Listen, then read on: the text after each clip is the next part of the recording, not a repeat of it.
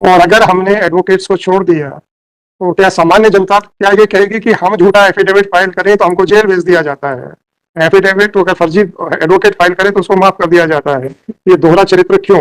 कि जब जो व्यक्ति कहता है कि ये मेरे सिग्नेचर नहीं है, आप कहते हैं कि हम नहीं विड्रॉ करेंगे अपना वकालतनामा, तुमसे जो करते बनता कर लो। सवाल इस बात का है कि जब हालात यहां तक आप लोगों ने पैदा कर दिए कि उसको एसपी को भेजना पड़ा, क्योंकि तब तक भी कोई भी पीछे हटने को तैयार नहीं था। और हैंडराइटिंग एक्सपर्ट की रिपोर्ट आ गई कि वकालतनामा पे दिलीप पांडे साहब के दस्तखत नहीं है। अभी बस इतना सा क्वेश्चन है, क्या फर्जी दस्तावेज के साथ, फर्जी हस्ताक्षर के साथ दिलीप पांडे जी का वकालतनामा पेश हुआ कि नहीं, और क्या प्रदीप कुमार तिवारी जी ने झूठा एफिडेविट हाईकोर्ट में पेश किया कि नहीं। अभी पूरी बहस बस इतने पे रहेगी, इसके अलावा कुछ नहीं होगा। सर अब आपने तो सुबह ये कहा था it is an offence, filing of a false affidavit it is an offence. अब क्या किया जाए सर, अब आप लोग ये बताओ।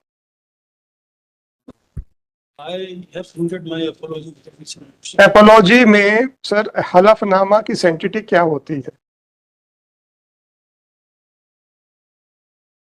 हलफनामा की सेंटिटी क्या होती है सर, इसके बारे में थोड़ा सा बहस करेंगे क्या? कि ये ग्वालियर में के.एस. तोमर साहब ने एक बहस की थी कि फर्जी हलफनामा फाइल करने में कोर्ट को स्ट्रिक्ट एक्शन लेना चाहिए। झूठा हलफनामा के ऊपर हाई कोर्ट ने ग्वालियर बेंच में एक काफी सीरियस आर्गुमेंट्स हुए थे, और ये कहा गया था कि झूठे एफिडेविट्स को टॉलरेट करना उचित नहीं है। काफी एलैबोरेटली आर्ग्यू हुआ था। 18 अप्रैल 2022 को वो डिसाइड हुआ है, और वो सारी चीजों को कंसीडर करके झूठे एफिडेविट जो है उसको क्रिटिसाइज किया गया है। फिर उस केस के तथ्यों को लेकर फिर ऑर्डर हुआ था। तो एफिडेविट क्या होता है वो आपको इस ऑर्डर में मिलेगा। Shrimati Kamla Sharma versus Sukhdev Lal and others, वही चीजें रेफर होंगी। माय लॉर्ड, मेरा एक हम्बल रिक्वेस्ट था। भाई साहब, Yes. आप बेटे हैं पाठक साहब के, तो इसलिए मैं आपको उस तरीके से मना नहीं करूंगा, परंतु जब आपके फादर जिनके खिलाफ आरोप लगा है, या तो वो आपको लॉयर एंगेज कर रहे हैं तो मुझे कोई प्रॉब्लम, तो ये पीस मिल में अलग अलग इंसान जब आर्ग्यू करेंगे तो प्रॉब्लम हो सकती है। मैं आप लोगों से इतना ही निवेदन कर रहा हूं कि ये बताइए कि इस इशू को जिसका कि सॉल्यूशन 1 सेकंड में सॉल्व हो जाता, जब दिलीप पांडे जी ने कहा था कि साहब मेरे हस्ताक्षर नहीं है आप हट जाइए, तो हट जाना चाहिए था, ये नहीं चाहना चाहिए था, ये आप लोगों को निर्णय लेना था।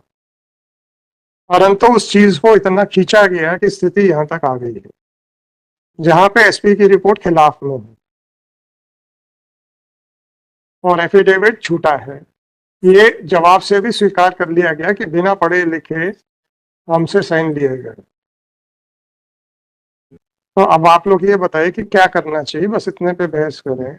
अभी मैरिट्स के ऊपर मैं नहीं डिसाइड कर रहा हूँ, मैरिट्स के ऊपर जो भी होगा संजना सानी मैडम को सुन के, आप लोगों को सुन के डिसाइड होगा, क्योंकि दिलीप पांडे जी अब आप खुद अपेयर हो रहे हैं, तो उनकी तरफ से हम किसी और को बहस नहीं करने देंगे, पांडे जी से ही बहस होगा। हम अब और नई कंट्रोवर्सी नहीं खड़ा करना चाहते कि पांडे जी ने किसी और को एंगेज किया कि नहीं किया। वो पर्सनली अपेयर हो रहे हैं, उनको सुन लेंगे, आप लोगों को भी सुन लेंगे पांडे जी को छोड़ के। आप इस कंट्रोवर्सी में बताइए कि क्या चाहते हो। सौरभ जी अब आप ही बताओ सर। माय लॉर्ड, ऑल्दो मेरा ये रिक्वेस्ट था कि इसमें मंडे को रख लिया जाए, श्री निगेन सिंह साहब इसमें अपीयर हो। तो मैं बढ़ा नहीं पाऊंगा। तो सर फिर मेरा हम्बल रिक्वेस्ट है, we may kindly be permit to withdraw the vakalatnama. My humble request. ये अब आप बताइए कि चलिए सर, ये आप लोगों ने फाइंडिंग क्यों ली कि साहब ये फर्जी वकालतनामा पेश हुआ? ये आप लोगों ने फाइंडिंग क्यों, ये आप लोगों ने एफिडेविट्स क्यों झूठे फाइल किए? इसके बारे में भी तो क्या इतनी आसानी से छूट जाएगा? और अगर हमने एडवोकेट्स को छोड़ दिया तो क्या सामान्य जनता क्या ये कहेगी कि हम झूठा एफिडेविट फाइल करें तो हमको जेल भेज दिया जाता है? एफिडेविट तो अगर फर्जी एडवोकेट फाइल करे तो उसको माफ कर दिया जाता है। ये दोहरा चरित्र क्यों? क्या जवाब होगा हमारे पास, ये बता। मैं भी जानता हूं ये कंट्रोवर्सी ऐसी नहीं थी कि जहां तक बात यहां तक आ जाए, जी और आप लोगों ने जो भी कारण हो इस बात को यहां तक खींचा है, और now we are at the point of no return, we can not go back now. मुझे अच्छे से याद है मिस्टर दिलीप पांडे साहब ने ये कहा था कि मैंने पाठक साहब से रिक्वेस्ट की, साहब मेरे संस्कृत नहीं है, आप विड्रॉ कर लीजिए। उन्होंने कहा कि आपसे जो करते बनता कर लें। मैंने तो वकालतनामा पेश कर दिया है। मैं दिलीप पांडे जी की उपस्थिति में दोहरा रहा हूं, अगर मैं गलत बोल रहा हूं तो पांडे जी से रिक्वेस्ट है कि वो ठीक कर दें मेरे को। सही है माय लॉर्ड, मैंने इनसे रिक्वेस्ट किया था, इन्होंने कुछ नहीं किया। उसके बाद इन्होंने पुलिस में शिकायत हाँ, तो की मैंने आपसे है। सर पांडे जी बताइए।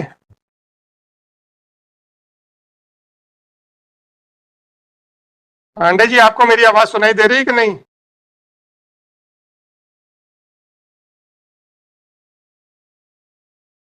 अब आप ये बताइए करना क्या है सर? विड्रॉवल तो हो जाएगा, कोई इशू नहीं है।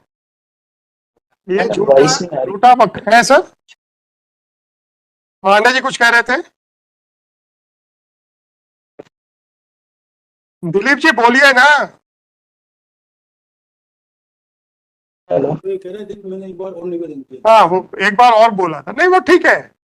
देखिए जब दिलीप पांडे जी का कहना है कि मैंने साइन नहीं किया और एसपी साहब की रिपोर्ट है कि इन्होंने साइन नहीं किया, तो विड्रॉवल करें या ना करें, you can't represent mister Pandey.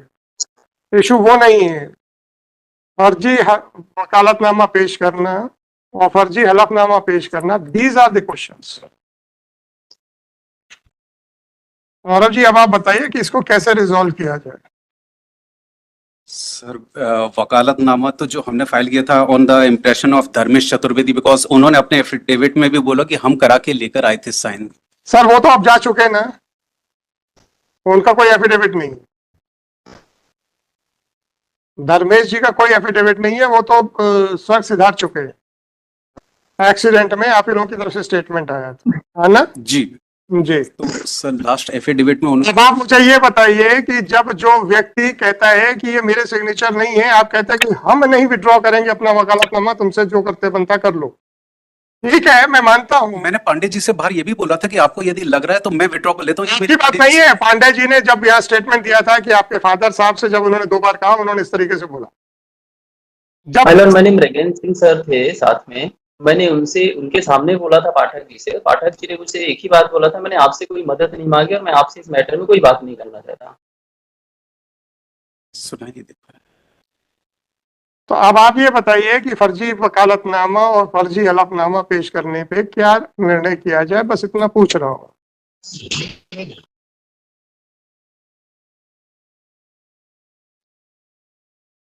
मैं आपसे अदरवाइज नहीं पूछता, क्योंकि अगर कोई बड़ी सीरियस कंट्रोवर्सी होती तो फिर मैं ये पूरा क्षेत्राधिकार अपने पास रखता। ये कंट्रोवर्सी आप लोगों ने पैदा की है।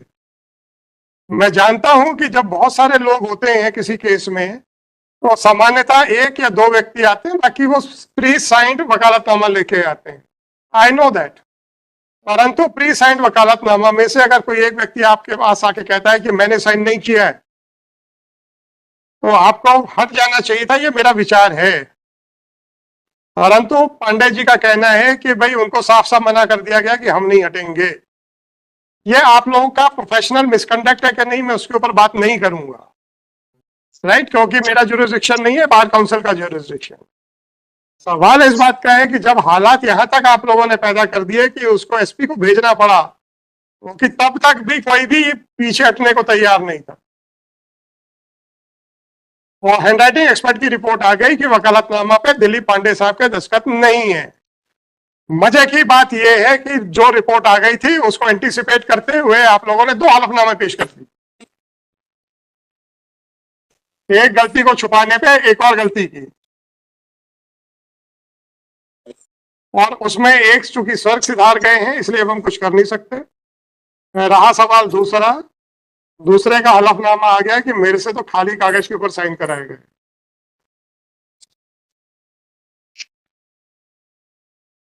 तो प्रदीप तिवारी जी के काउंसिल ने बिल्कुल ईमानदारी से कहा है कि साहब ये मेरा कृत्य जो है वो अपराध की श्रेणी में आता है। मैं ईमानदारी से कहने वाली बात इसलिए कह रहा हूं, जहां पे हमारा डिस्क्रिशन होता है कि क्या अंतिम आदेश किया जाए, फाइंडिंग्स के ऊपर तो मेरा जुरिस्डिक्शन है। अब हम इस बात को ध्यान में रखते हैं कि इंसान ने गलती मानी है कि नहीं मानी। तो उनका यह कहना है कि हाँ साहब मेरा मेरा कृत्य अपराध की श्रेणी में आता है, शायद उनको कुछ ना कुछ फायदा दे जाएगा ऐसा लगता है।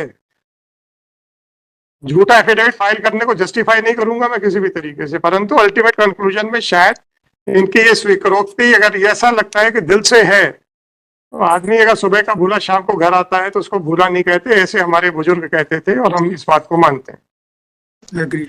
हाँ सर, आप लोगों ने ये परिस्थिति क्यों खड़ी की कि हमको हैंडराइटिंग एक्सपर्ट तक को बुलाना पड़ गया? आप लोगों ने झूठे एफिडेविट क्यों फाइल करवाए? इसका थोड़ा सा आंसर दे दीजिए सर, बाकी फिर अपन बाद में देखेंगे मेरिट्स को, इसको पहले इस क्वेश्चन को डिसाइड कर दें। Because both of them दोनों वहाँ- appeared before the notary, they put their signature, they sir stated their Aadhaar. पाठक साहब, have you seen the reply given by Pradeep Kumar Tiwari? Yes, I have. देख लिया ना sir? You are just opposed, you are still contesting that reply? You are contesting that reply? contest कर लीजिए, परंतु handwriting expert को आप कैसे justify कर डिनाई कर पाएंगे? I admit that I have received wakalatnama duly signed by. Why you did not withdraw yourself when Mr. Pandey had suggested you? It is not a case. It is not a case where Mr. Dilip Pandey all of a sudden stood up in the court and made allegations. I moved an application for that. And Mr. Pathak, don't try to twist the facts. मैं एक एक चीज की dates disclose कर दूंगा आपके, मैं एक एक चीज को डिस्क्लोज कर दूंगा, मैं आपके बोनाफाइड्स को डिस्क्लोज कर दूंगा सारे। my lord, Don't try to claim that you had moved an application for withdrawal. on that day, the application which was filed by Mr. Pandey was not available with me. And my lord had directed. अच्छा पाठक साहब, आपको कुछ कहना है handwriting expert की report पे? No, I do not question. You do not question. आपको कुछ कहना है with regard to the reply filed by Mr. Pradeep Kumar Tiwari, that under what circumstances the affidavit was filed? If you want to say anything, sir, please comment upon that. Because earlier affidavit which was filed by Mr. Tiwari was duly authenticated by notary. यह उन्होंने स्वीकार किया है। आप पढ़िए तिवारी जी के affidavit पे, उन्होंने स्वीकार किया है कि मैंने नोटरी के जाकर रजिस्टर पे साइन किए हैं। ठीक। फिर उन्होंने एक्सप्लेन किया कि किस परिस्थिति में एफिडेविट टाइप हुआ है। अगर वो ये कहते हैं कि मैंने नोटरी क्या नहीं गया हूं, तो मैं फिर उनके वकील साहब से पूछता।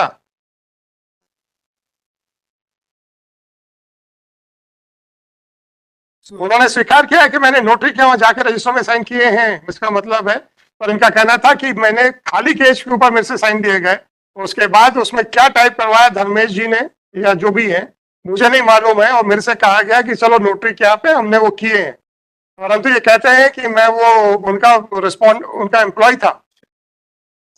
इन्होंने कहा है कि मैं उनका एम्प्लॉय था, और इसमें धर्मेश जी का मैं एम्प्लॉय था। आपका कुछ कहना है इसके बारे में? नहीं, इसमें मेरा नाम तो कहीं आया नहीं कि मैंने कुछ। सर मैं आपसे जवाब देने का समय दे रहा हूं, फिर मत कहिएगा कि आपने कुछ लिख दिया और मुझे मौका नहीं दिया। And overall he tendered his unconditional apology. Why you created such a scene? Mr. Pathak, I am really shocked. There are a lot of judgments by Supreme Court that if there is some controversy with regard to the Wakalatnama, then fresh Wakalatnama can be filed. You drive that issue to this extent, and still you are arguing the matter. No, I am not Then arguing. what? I am stating my part only. I am not क्या arguing. कहना चाहते हैं आप? मैं ये कहना चाहता हूँ कि जो भी हुआ बोनाफाइडली हुआ। कोई बोनाफाइड नहीं है सर, कोई बोनाफाइड नहीं है। उसके बाद आप क्या कहना चाहते हैं ये बताइए। जैसा अभी आपने ही कहा कि मान लो 8 लोग हैं, 10 लोग हैं, और भाई साहब, एक ही साइन करता है। आप पाठक साहब, आप दिलीप पांडे साहब की इस बात पे क्यों नहीं जवाब दे रहे कि इन्होंने आपको मना किया था, उसके बावजूद भी आपने इनकी बात नहीं मानी। मैं आपसे इतना कह रहा हूं पाठक साहब, ये वकालत मत करिए यहाँ पे अभी फॉर द टाइम बीइंग। आपसे इतना कह रहा हूं, It was you are in a dock Mister Pathak, you are in a dock. admittedly it was on a mistake on my admittedly I am not saying anything about filing of the वकालतनामा।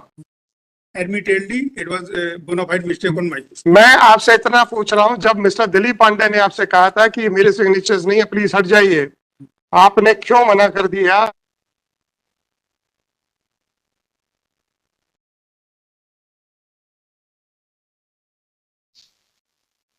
मतलब नहीं है समय बर्बाद करेंगे अपना। Yes. Mister Dilip Pandey ने पहली बार खड़े होकर कोर्ट में नहीं बोला। अनफॉर्चुनेट बात यह है कि मिस्टर दिलीप पांडे ने पहले आपसे बोला, तो जब आप नहीं माने तो उन्होंने एसपी को शिकायतें की, एसपी ने सिपाही तक आपके घर भेजा या कोर्ट में भेजा। कौन है? मिस्टर पाठक, यस, अरे यार, सिपाही अगर आपको फोन करता है कि आपने वकालतनामा फर्जी लगाया है, तो ऐसा ये इसलिए कह रहा हूं कि मिस्टर दिलीप पांडे ने डायरेक्ट कोर्ट में शिकायत नहीं की थी। He took every step to resolve this matter amicably, but you said कि नहीं, मैं तो लड़ूंगा। कोई बात नहीं सर। और आज स्थिति ये है कि वकालतनामा पे दिलीप पांडे साहब के सिग्नेचर नहीं है, और जो फर्जी हलफनामा आप लोगों ने लगवाए हैं वो भी बैकआउट कर गया है। तो अब आप बताइए सर, इसको कैसे रिजॉल्व किया जाए, ये मैं आप लोगों से पूछ रहा हूँ। पांडे साहब आप बताओ सर। चलिए सर, छोड़िए इस सब चीजों को, हम आपको एमिकस अपॉइंट कर रहे हैं। सुनिए मेरी बात सुन लीजिए। और बहुत बड़ी कंट्रोवर्सी होती तो हम ये अपना क्षेत्राधिकार कभी आप लोगों से शेयर नहीं करते, राइट? यहाँ पे मात्र एक वकालतनामा का झगड़ा है। अगर मुकदमे के तथ्यों का झगड़ा होता तो हम आप लोगों से पूछते ही नहीं, हमको जो करना होता हम खुद करते हैं। वकालतनामा का झगड़ा है जो कि एमिकेबली डे 1 पे रिजॉल्व हो सकता था। बिल्कुल हो सकता था, उसी तारीख को हम कह सकते थे और हम विड्रॉ हो जाते और दूसरा वकालतनामा कॉन्टेस्ट की तरह से पेश करते। आप करते या नहीं करते, वो अलग विषय अलग विषय है। गलती हुई, ये तो पांडे साहब को कोर्ट में आके शिकायत करने तक का भी मौका नहीं दिया जाना चाहिए। चलो ठीक है सर, अब आप ये बताइए, कंट्रोवर्सी को इतनी सीरियस नहीं है, ये बहुत ज्यादा स्ट्रिक्ट एक्शन लिया जाए। क्षमा के अतिरिक्त हम लोगों के पास कोई मार्ग नहीं, जो हुआ उसके लिए माफी। दिलीप पांडे जी, हेलो, देखिए, गलत हलफनामा देना और गलत स्टेटमेंट होना तो इसको तो माफ नहीं किया जा सकता। इसके ऊपर तो जो भी स्ट्रक्चर होगा वो मेरा होगा, उस पर मैं कोई कंसल्ट किसी से नहीं करूंगा। जी अब आपने दो चीजें सुनी हैं। सुबह भी प्रदीप तिवारी जी के वकील साहब को सुना था, उन्होंने कहा था कि हाँ साहब, मेरे पक्षकार का कृत्य, उसने जो भी हलफनामा जैसे भी परिस्थिति में पेश किया हो वो अपराध की श्रेणी में आता है। जी अभी भी उन्होंने वही चीज कही है। कंट्रोवर्सी को ध्यान में रखते हुए कि जहां पे सिर्फ आपके सिग्नेचर वकालतनामा पे सही है कि नहीं है, अगर कोई व्यक्ति अपनी गलती स्वीकार करता है तो उसको एक और मौका सुधरने का, दोबारा गलती करने का नहीं, सुधरने का मौका देना चाहिए कि नहीं देना चाहिए? हेलो जैसा सकते। अरे ग्रीवेंस आपका है ना, आपसे भी तो पूछ सकता हूँ। जी क्या जी का क्या मतलब, देना चाहिए कि नहीं देना चाहिए? देना चाहिए। देना चाहिए। पाठक साहब के बारे में अब आपका क्या कहना है? हेलो, उनके लिए भी है कि देखिए, अब जो भी है कटुता है, जो भी है उसको छोड़िए अभी 2 मिनट के लिए। अब जब कोर्ट से डायरेक्ट बात कर रही है तो कटुता को बीच में मत लाइए। हेलो, मेरी कटुता कुछ नहीं है उनसे, बल्कि उनकी वजह से तो मैं सालों से इतना परेशान हुआ हूँ कि मैं बता नहीं सकता। तथ्यों के ऊपर जो मुकदमा है उसके तथ्यों पे मैं अभी कुछ नहीं सुनूंगा, क्योंकि मैरिज के ऊपर अभी मैंने सुनना शुरू ही नहीं किया है, और आज सुनूंगा भी नहीं, समय हो चुका है। अभी तो इसी कंट्रोवर्सी को आज डिसाइड करना है। तो सारी फाइंडिंग्स तो देखिए प्रदीप तिवारी जी के भी खिलाफ जाएंगी और पाठक साहब के खिलाफ भी जाएंगी, और कंक्लूजन में आपने प्रदीप तिवारी जी की माफी को स्वीकार करने के लिए सहमति दे दी है। पाठक जी के लिए आप क्या कहना चाहते हैं, बस उतना बता दीजिए, कहानी खत्म करें आज की। माइलर जैसा होते हैं। अरे आप तो बताओ। हेलो, इसमें मैं कुछ नहीं कह पाऊंगा इनके लिए। कुछ नहीं कह पाएंगे।